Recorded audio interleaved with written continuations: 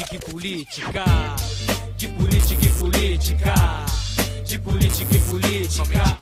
Olá, amigos e amigas, sejam bem-vindos a mais um Política e Política. E hoje você deve estar notando algo diferente. Sabe por quê? Eu estou aqui no Tribunal Regional Eleitoral de Mato Grosso para a gente falar sobre eleições 2024 que acontecem neste domingo, dia 6 de outubro, primeiro turno das eleições. E nós vamos trazer para vocês informações importantes que você precisa saber antes, durante e depois do voto. Para isso, nós vamos falar com o senhor Mauro Sérgio Rodrigues Diogo, ele que é diretor-geral do Tribunal Regional Eleitoral de Mato Grosso e vai trazer para você as informações que você precisa saber antes de ir depositar os seus votos nos seus candidatos. Acompanhe. Estava falando aqui com o senhor Mauro Sérgio Rodrigues Diogo, ele que é diretor-geral do TRE de Mato Grosso. Doutor, estamos a poucos dias aí das eleições de 2024, que é a festa da democracia. E como que estão os preparativos? Quando que foi investido nessas eleições? Na verdade, assim, nós estamos nessa reta final, né, como você bem ressaltou. Agora, esse planejamento vem desde o ano passado. Né? O planejamento passa por várias etapas, cada detalhe é importante, né, como a gente havia dito aqui antes de começar a entrevista, né? A gente tem que verificar a sala de votação, né, a questão de energia, se a luz está funcionando, se a energia está funcionando, se tem algum problema de acessibilidade, por exemplo, né? Envolve a logística toda. No dia da eleição a gente tem uma previsão de cerca de mais de 40 mil pessoas, né, trabalhando para a Justiça Eleitoral nesse dia, seja a parte de segurança, a parte de mesários, motoristas, merendeiras, seguranças, enfim, né, juízes, promotores, servidores. A gente estipula aí mais de 40 mil pessoas. Então é uma logística que a gente começa a trabalhar muito antes, né? Realmente não dá para deixar em cima da hora. E respondendo especificamente a sua pergunta com relação ao orçamento, nós temos praticamente 21,9 milhões, no caso de Mato Grosso, destinados especificamente para a gente realizar uma eleição. Aí se a gente fizer uma pequena conta, né, uma média matemática, se você pegar esses 21 milhões e dividir por 2.590.000 eleitores praticamente, a gente vai ter um custo médio de eleitor de praticamente R$ 8,50. Né? Então, se a gente comparar com outros anos, e a gente sempre gosta de comparar, tipo, eleição municipal com eleição municipal, eleição geral com eleição geral. Então, se a gente pegar a última eleição municipal de 2020 e fizer uma atualização, né, monetária em relação a isso, é praticamente o mesmo custo, né? Apesar de 2020 para cá ter subido muita coisa, né, alimentação, enfim, várias coisas, mas o tribunal, né, em cima desse planejamento prévio, a gente tem conseguido, né, deixar os custos mais ou menos do que era há 4 anos atrás. E outro detalhe importante que a gente estava até conversando aqui antes da entrevista é que essas urnas que vão para os 142 municípios, elas saem todas aqui do TRE, né? Sim. E tem um cuidado aí antes das eleições aí de manutenção e tudo mais, né? Sim, a gente tem aqui aproximadamente 8 mil urnas, né, centralizadas aqui no nosso prédio, o anexo, e essas urnas realmente elas merecem um cuidado especial. Né? Então, mês sim, mês não, por exemplo, essas urnas têm que ser ligadas, né, para testar a bateria, testar ali os terminais, se está tudo funcionando. Então, tem uma equipe exclusiva para essa verificação. Então, tem que ser um galpão climatizado, né, todo organizado para que essas urnas realmente sejam bem cuidadas. Né? E aí, cerca de um mês antes das eleições, essas urnas, 20 dias antes das eleições, essas urnas, a gente contrata, né, um processo licitatório, a gente contrata uma empresa para que essas empresas aí sim levem as urnas para Alta Floresta, para Piacás, enfim, para todos os municípios de Mato Grosso. Sim, e nesse ano também, assim como em 2022, nós vamos ter também aquele horário modificado das eleições aí. Queria que o senhor falasse um pouco para a gente por que houve essa mudança. Sim. Até 2020, né, nós tínhamos a seguinte situação. O estado do Acre, por exemplo. Né, o estado do Acre, pelo fuso horário, são 3 horas a menos que Brasília. Né? Então, inclusive o próprio TSE, São Paulo, Sudeste, Sul, enfim, que tem o mesmo horário de Brasília, o que acontecia? Nós tínhamos que esperar terminar a votação no Acre para aí sim a gente começar a divulgar os resultados no Brasil inteiro. Né? E existia até uma reclamação dos próprios partidos políticos. Né? Porque termina uma votação em São Paulo, por exemplo, eu vou ter que segurar a divulgação por 3 horas, né? E todo mundo ansioso, né? Já vem de uma campanha exaustiva, enfim, vários dias de campanha, a própria imprensa, enfim. E em cima disso, atendendo até esse apelo dos partidos, dos candidatos, da sociedade em si, é que de 2022 para cá, o TSE unificou a votação no Brasil. Então, é o horário de Brasília das 8 às 17. E cada um se adapta ao seu respectivo fuso horário. Então, no caso de Mato Grosso, nós iniciamos a votação às 7 horas da manhã e terminamos às 4 da tarde. Então, é um ponto importante que a gente tem ressaltado aqui nas últimas entrevistas aqui no tribunal, para que o eleitor fique atento em relação a esse horário, das 7 às 16 horas. E no caso de uma eleição nacional, isso acabava até direcionando votos para o candidato X ou Y. Né? Exato. De certa forma, acabava influenciando, né, essa questão do resultado realmente. Sim. E sobre as regras para os candidatos agora nessa reta final das eleições, o que pode e o que não pode, assim, quais pontos que o senhor elencaria aí? Pelo calendário eleitoral, nós temos várias situações. Então, na quinta-feira, por exemplo, é o último dia na propaganda em rádio e TV. Né? Então, na quinta-feira se encerra esse prazo desse tipo de propaganda. Comício também. Né? Então, até às 22 horas de quinta-feira também encerra-se o prazo para os comícios e também para os debates. Então, as rádios TV, elas podem fazer os debates, sim, mas até quinta-feira por volta de meia-noite. Né? Então, a gente sabe que tem muitas emissoras que já programaram esses debates para quinta-feira à noite. Então, nós temos esse limite. Agora, na sexta-feira, o que é permitido pela legislação é aquela veiculada na imprensa escrita e também na internet. Né? Então a divulgação de propaganda nesses 2 veículos é permitido até sexta-feira, e já no sábado, na véspera, eu posso fazer distribuição de material, de santinho, de algum impresso. Eu posso também fazer caminhada, né, e passeatas, né, com veículos também e carros de som até as 22 horas no sábado. Agora, domingo, nenhum tipo de propaganda é permitido pela legislação eleitoral, seja do candidato, seja por seus colaboradores, cabos eleitorais, ou alguma eventual manifestação do eleitor que não seja individual e silenciosa. Sim, no caso, então, é permitido a pessoa ir com um santinho, com o bottom do seu candidato, com a taguinha? É permitido, mas desde que, né, a gente sempre frisa isso, que seja individual e silenciosa. Né? Eu não posso combinar ao mesmo tempo de eu ir votar com 30 pessoas com uma camisa azul, né? 30 pessoas com uma camisa amarela, 30 pessoas com uma camisa vermelha, enfim. Isso caracteriza, né, de certa forma, uma propaganda irregular. Agora, se eu tiver individualmente, com a minha camiseta, com o meu bottom, alguma praguinha, né, que hoje é chamada, aquela colinha, né, que você cola na sua camiseta, na sua roupa, enfim, isso é permitido. Agora, o eleitor caminha ali para a urna, vota silenciosamente e não pede voto para ninguém. Sim. E outra questão também das prisões aí de candidatos. Elas podem ocorrer, a não ser que elas não podem ocorrer, a não ser que seja em flagrante. Exato, né? Exatamente. E no caso do candidato, por exemplo, que foi alvo de operação, exemplo do candidato aí de Rondonópolis, esse candidato ele pode ser preso depois desse processo eleitoral, depois das eleições? Aí vai depender da decisão do respectivo juiz. Né? Isso, às vezes, nem está na competência da Justiça Eleitoral, de repente pode estar na competência da Justiça Criminal.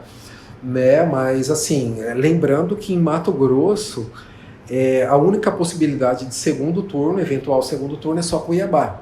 Né? Então a legislação estabelece que são nas capitais e municípios com mais de 200 mil eleitores. né? Então é bom ressalvar isso também, que nós temos essa regra. Então, Várzea Grande, por exemplo, chegou muito próximo de 200 mil eleitores, mas não atingiu, Rondonópolis também não. Então, de qualquer forma, realmente, como você bem salientou, só no caso de flagrante neste momento. Sim, e para o eleitor, o que o eleitor pode fazer, o que não pode, quais os cuidados que o eleitor deve ter no dia da votação e até mesmo antes, né, na véspera?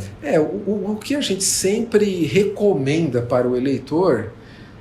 Bom, no primeiro momento, se atente ao horário de votação, né? Repito, das 7 às 16 horas. A segunda coisa, se atente também, e é importante destacar isso, da ordem de votação. Porque às vezes muita gente vai ansioso ali para a urna eletrônica já querendo votar para o prefeito, né? E a ordem não é essa. Então, primeiro eu voto no candidato a vereador, são 5 dígitos, e já... né, e gera um certo tumulto ali no dia. Por exemplo, na eleição de 2022, o eleitor já chegava louco para votar no governador ou no presidente da República. Então votava ali 2 dígitos, apertava confirma e não aparecia a foto. Ou não, a urna está fraudada, alguma coisa está errada. E era exatamente essa questão da ordem de votação. Às vezes a pessoa está até ansiosa para votar. Exato, e é comum, né? E é comum que realmente o que tem mais apelo tal, realmente são as eleições majoritárias. Então, é bom que o eleitor também esteja atento a isso. Primeiro ele vai votar em vereador, e no segundo momento abre-se a tela ali para ele votar no seu prefeito. De jeito nenhum, o que não pode, né? Você... o que a gente já comentou, no dia da eleição não pode de jeito algum, de modo algum, pedir voto, né, fazer propaganda, transporte de eleitores, né, eu também não posso sair dando carona para todo mundo, isso é crime, né, então lógico, eu posso com a minha família, lógico, não tem problema nenhum, lógico, é recomendado que você vai com a sua família e tal, mas eu não posso transportar eleitores, né? Isso é configurado crime. A Polícia Rodoviária Federal, inclusive, vai estar bastante atenta a isso, né? Então, distribuição de qualquer material é vedado no dia da eleição. Então, só realmente o eleitor, o que a gente pede? Paciência, né? Se houver alguma fila ali, é normal, né? A gente está falando aí de mais de 2,5 milhões de pessoas que saem das suas casas no mesmo dia, vão para a rua, votam e retornam para suas casas.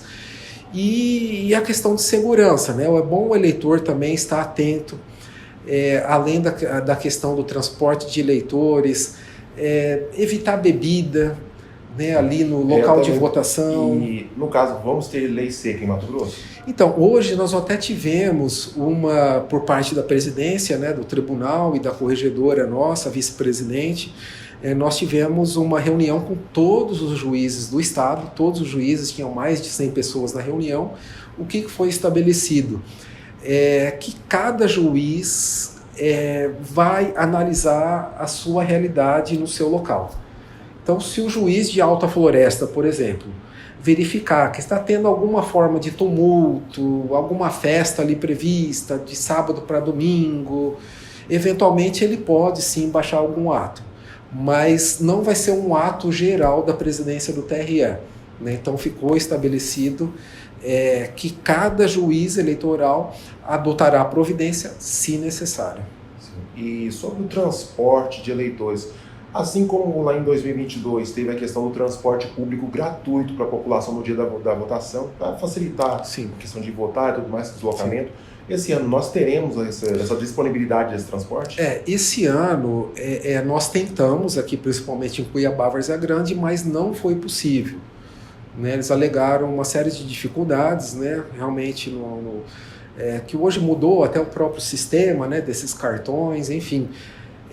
Mas infelizmente eu não sei se Rondonópolis, por exemplo, se Sinop e outros locais maiores terão. Confesso que não tenho essa informação ainda. Mas no caso de Cuiabá e Várzea Grande, infelizmente, realmente nós não teremos esse passe livre. E sobre a questão da boca de urna, quais são as consequências para quem for pego fazendo boca de urna? No primeiro momento ele pode ser preso, né, que é bem desagradável, né, seja numa eleição, seja num carnaval, seja em qualquer situação, né, de qualquer forma ser preso não é uma coisa legal. E no primeiro momento ele vai ser recolhido pela polícia, né, vai ser lavrado ali todo o procedimento e tal. Então esse seria a principal consequência. Eventualmente, dependendo do horário, ele nem vai poder votar, né? Então ele pode ter trabalhado ali para algum candidato, ou ser familiar de algum candidato, conhecido, amigo, enfim. E fora que depois disso ele vai responder por um processo, né? Então vai ter que contratar um advogado, ter despesa com um advogado, né? Eventualmente pode, ao final do processo, ter uma sanção, seja de 2 anos, de 4 anos, de 5 anos, enfim. Eventualmente pode se tornar inelegível se ele pretende se candidatar numa próxima eleição, né? Pode prejudicar se eu tiver a questão da ficha limpa, né? Eu estou com uma pendência na Justiça Eleitoral, e teve uma sentença condenatória, eventualmente eu vou fazer um concurso público, né? Eu posso ter consequências em relação a isso também. Enfim, não é só o ato em si ali no dia, mas as consequências que ele pode ter depois de julgado o processo. Sim. E outro ponto também que os eleitores têm que estar atentos também é conferir os locais de votação, né? Porque tiveram algumas mudanças. Né? Isso é muito importante. Eu falo isso até para minha mãe, para todo mundo, para minha esposa, para todo mundo. Confira o local de votação. E não deixar para a última hora. Exato. Porque isso aconteceu muito na eleição passada, esse ano menos, mas principalmente as escolas estaduais passam por reformas constantes, pelo menos aqui em Cuiabá, nos grandes municípios. Então é importante sim que o eleitor baixe o quanto antes, se já não tiver baixado o aplicativo e-Título, né? É um aplicativo que a gente recomenda muito, é um aplicativo gratuito, muito simples de uso. Então, por esse aplicativo, ele tem inclusive o georreferenciamento. Então, ali eu vejo o local onde eu voto, a escola onde eu voto, a sessão, se eu estou com título regular, se não estou. E ali também ele me dá um mapa, né? Como se fosse um aplicativo de transporte, enfim. Ele já me dá um mapa orientando para onde eu devo ir. E, além disso, também o e-Título é super importante na questão de justificativa. Então, se eu sou eleitor daqui, eu estou fora de Cuiabá, eu estou em São Paulo, eu estou no Rio, enfim, com o e-Título, no dia da votação, como ele tem esse sistema de georreferenciamento, também eu posso fazer a justificativa de ausência ao voto, também por esse aplicativo, então é super importante. Agora, eu não sei mexer com o celular, não sei mexer com o aplicativo, pode estar entrando no nosso site, né? No site da Justiça Eleitoral, a gente tem também ali um banner específico, inclusive destacado nessa semana para que o eleitor faça a sua consulta. Não conseguir, a gente tem o canal da ouvidoria, né? Seja também pelo site ou seja pelo telefone, então 0800 647 8191, o eleitor pode buscar essa informação.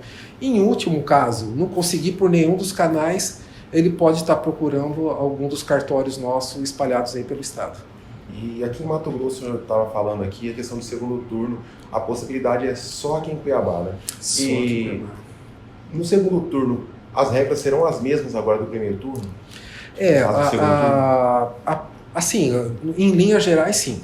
Né? Nós temos todo um calendário também em relação a isso. Por exemplo, se os candidatos, os 2 candidatos eventualmente que irão para o segundo turno, se eles já estiverem de acordo, se a emissora geradora de rádio e TV estiver de acordo, 5 dias após as eleições já podem iniciar a propaganda em rádio e TV. Né? No dia seguinte das eleições, no caso da segunda-feira, dia 7, aquela chamada propaganda de rua já pode ser iniciada também.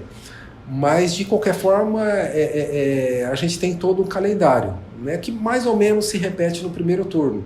Então, lá na quinta-feira, antivéspera, né, do segundo turno, também seria o último dia para debates, para comícios e por aí vai. E para ficar assim claro e evitar confusões, eu queria que o senhor frisasse novamente o horário, a questão do horário de votação. Sim, importante destacar isso, né, das 7 às 4 horas da tarde, às 16 horas, que é o nosso horário oficial de votação em Mato Grosso, e se você me permite também ressalvar a questão da ordem de votação, né? Primeiro vereador e segundo prefeito. Importante também a pessoa levar a colinha dela ali com Sim, os candidatos. Isso é permitido, inclusive é recomendado, né? E às vezes a gente fica ansioso ali, realmente é natural, né, no momento da votação, então que ele leve ali um caderninho, uma anotação, uma colinha, enfim, ali com o nome dos seus candidatos de preferência, né? São 5 dígitos para vereador, 2 dígitos para prefeito. Lembrando também que essa colinha também ele também não deve distribuir ali no local de votação, mas é recomendado sim. E para a gente encerrar, eu queria que o senhor deixasse uma mensagem à população sobre a importância desse momento, dessa que é a festa da democracia brasileira. Sim, é o que a gente sempre diz, né? Uma eleição municipal são os nossos destinos ali dos próximos 4 anos. É uma eleição mais próxima da nossa realidade, digamos assim, né? Então, o asfalto que vai ou não passar na minha rua, né, passa por essa eleição, o esgoto, creche, escola, postos de saúde, hospitais. Então é bom que o eleitor, e ainda dá tempo no nosso site, eu quero consultar qual que é a formação de tal candidato, de onde que ele veio, de onde ele nasceu, quais são as propostas principais dele, quanto que ele gastou na campanha, está previsto ele gastar, quais partidos fazem parte ali, eventualmente, da sua coligação, da sua federação, enfim. É bom que o eleitor estude, né, em quem vai votar, porque realmente é o destino dos nossos municípios para os próximos 4 anos. E, acima de tudo, né, vote com tranquilidade, programe-se para o dia. Eu vou votar às 7 horas, vou votar às 8, vou votar às 9, mas de forma alguma ultrapasse os limites, né, que realmente a gente tem aí, só de polícia militar, quase 4.000 policiais que vão estar dando apoio, Polícia Federal, Exército, enfim, serviço de inteligência. Então a gente está aí com mais de 7.000 câmeras, uma parceria com o estado de Mato Grosso, espalhadas por todos os municípios. Então é bom que o eleitor, não vacile e fique atento, né, a todas as normas de regência. Sim, muito importante também frisar para que o eleitor não abra mão desse direito, né? Sim. Vender o seu voto, deixar de votar. E principalmente, né, não caia em conversas, não, eu sei onde você vota e por consequência eu sei em quem que você votou.